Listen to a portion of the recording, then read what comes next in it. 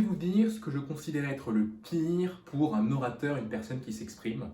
Et je pense que vous l'avez peut-être déjà soit vécu, soit vu, c'est d'avoir peur d'avoir peur.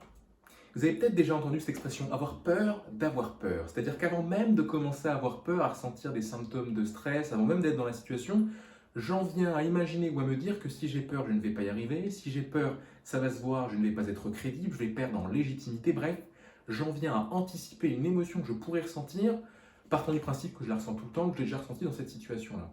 Avoir peur d'avoir peur. Pour ne pas avoir peur d'avoir peur, le meilleur moyen que j'ai trouvé jusqu'à présent, c'est d'assumer sa peur, d'assumer son émotion. La peur, un peu comme la joie, le dégoût, la tristesse ou la colère, est une émotion.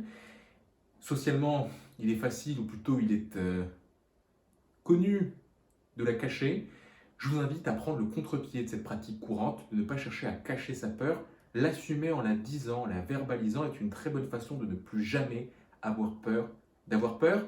Vous, moi, tout le monde a le droit d'avoir peur. La peur est une émotion assez saine et je vous invite à l'assumer pour la gérer.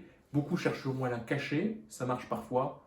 Honnêtement, je crois que ça ne marche pas très longtemps. Si vous voulez gérer votre peur, apprenez à l'assumer.